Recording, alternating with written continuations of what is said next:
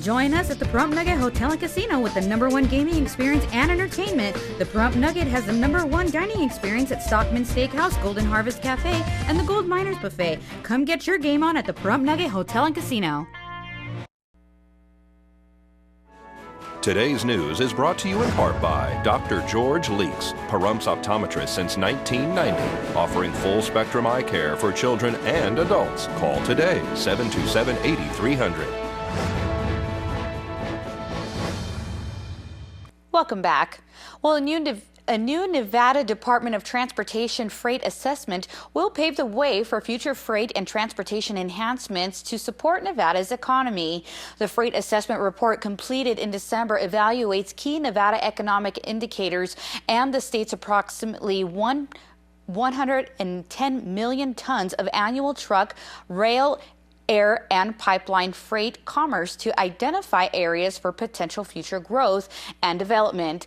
The Nevada Freight Plan, which will begin development this year, will detail potential projects to reduce freight bottlenecks and enhance Nevada commerce, such as new truck climbing lanes, roadside electronic signs displaying the amount of truck parking available, and other freight corridor improvements. The plan could potentially make way for federal funding for such projects. Well, let's join Deanna O'Donnell standing by with your news across Nevada.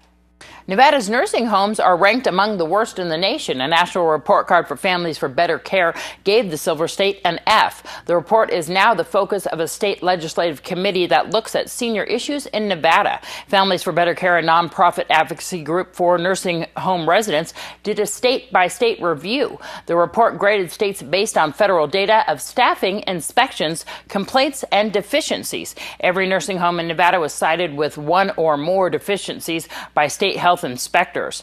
State lawmakers say they want to take a closer look at why Nevada did so poorly in the report. State health officials say the report does not necessarily match their data. There are 51 skilled nursing facilities in Nevada. Facilities are inspected every 9 to 15 months. The federal government's cuts to the Supplemental Nutrition Assistance Program, formerly known as food stamps, are being felt in Nevada. Food banks have reported seeing new faces since the 5% benefit reduction took effect in November. The SNAP cuts total about $36 a month for a family of 4. There could be even deeper cuts to the nutrition program as Congress is considering trimming several $billion more from SNAP. SNAP is a major component of the Farm Bill, and the last 5-year Farm Bill ended in September. A major sticking point to passing new legislation has been political gridlock over the SNAP funding cuts. There are reports that a compromise would trim $8 or $9 billion from the program over the next 10 years. 2 Nevada organizations have sued the federal government alleging mismanagement of wild horses has led to extensive damage to rangelands and the animals themselves. The Nevada Farm Bureau Federation and the Nevada Association of Counties named Interior Secretary Sally Jewell, the Interior Department, and the Bureau of Land Management as defendants in their lawsuit filed December 30th in U.S. District Court. The groups argue the BLM should destroy horses that are deemed unadoptable. The BLM has opposed the sale of horses for slaughter. The agency has removed nearly 100,000 horses from Western Range over the last decade, citing a federal law that requires the protection of the natural ecological balance on public lands and the removal of excess horses. A new report once again says students in Nevada have a lower chance of success than their counterparts in any other state. The magazine Education Week on Thursday released its annual Quality Counts report, which compares states by factors including student performance and school financing. It combines those with demographic data such as parent education level, income, and language abilities. Nevada earned a D grade and ended up last on the list, behind Mississippi and New Mexico. The state has been in 51st place in the ranking since 2010. Nevada's unique none-of-the-above voting option for statewide races will remain in the foreseeable future. The U.S. Supreme Court on Monday declined to consider an appeal by national Republicans. The none option has been on the ballot in Nevada since 1976. It applies only to statewide races. Republicans sued to get it stricken from the ballot in 2012, fearing that none could siphon votes from a disgruntled electorate and sway the outcome of a close presidential and Nevada U.S. Senate contest. While none can never win an election, it has played a role in determining the outcome. 2 years ago, Republican U.S. Senator Dean Heller defeated Democratic challenger Shelley Berkeley by about 12,000 votes. More than 45,000 votes were cast for none. I'm Deanna O'Donnell. That's your news across Nevada.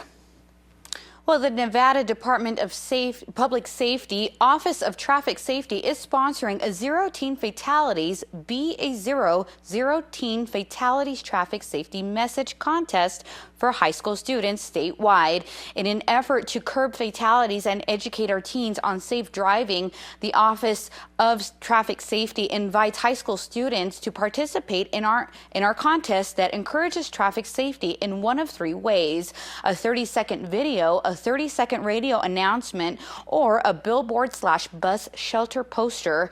Winners will receive prizes and the opportunity for their entry to be featured in public venues, including movie theaters or on display in public buildings and bus shelters. Contest entrants who have earned a valid learner's permit or license by March 15th will be invited to an all-expense-paid trip to Las Vegas Motor Speedway for Driver's Edge 2014 and the Be a Zero Awards ceremony. The deadline for registration is February 1st, 2014. Submissions are due March 15th, 2014. The contest is free to enter. Register today at facebook.com/Zero Teen Fatalities. Well, here's today's first business brief with Angela Miles. The first business brief for Thursday, January the 16th. I'm Angela Miles. Wall Street awaits earnings from Goldman Sachs and Citigroup today. That's after Bank of America reported a profit of $3.44 billion versus only $732 million last year because of its $11 billion settlement with Fannie Mae. The Better Business Bureau is out with the top 10 scams of 2013 on the list. Companies charging advance fees on loans, work-at-home scams, credit repair services with advance fees, foreign lotteries, fake office supply invoices, prize promotions, traveling home improvement workers, pyramid companies, phony sweepstakes, and debt relief services. Also, Walmart is facing serious allegations this morning about its treatment of protesting workers. The National Labor Relations Board accuses the company of retaliation. Walmart responds, "We look forward to shedding light on the facts of the situation." That's the first business brief. I'm Angela Miles. Well, folks, coming up after the break, we're going to have your weather with Noah Began, so keep it here. News 46 weather is brought to you by your local dairy farmers. Dairy products are very important in maintaining a healthy body. Hello and welcome back to News 46. Today is Thursday, January 16th. Today we had sunny skies with a high of 69 degrees. An average temperature around this time of year of 58 degrees. Winds are coming from the east-northeast at 6 miles per hour with gusts up to 12 miles per hour. The UV index today was 3, which is moderate. Humidity was at 10%. Sunrise was at 6:54 this morning, and the record high in 1976 was 73 degrees. Tonight we'll have clear skies with a low of 34 degrees. Your average temperature around this time of year is 39 degrees. Winds will be coming from the north-northeast at 4 miles per hour with gusts up to 7 miles per hour. Humidity will be at 27%. Sunset was at 4:54 this evening, and the record low in 1964 was 23 degrees. Tomorrow we'll have sunny skies with a high of 68 degrees and a low of 33 degrees. Winds will be coming from the east at 3 miles per hour with gusts up to 5 miles per hour. Humidity will be at 16%. Sunrise will be at 6:54 a.m. and the UV index will be 3, which is moderate. For our 7-day forecast, we have a mostly sunny week with some clouds rolling in on Tuesday. Your high temperatures will stay in the high 60s, and your low temperatures will be ranging from the low 30s to the low 40s. Well, that does it for this edition of News 46. Good night.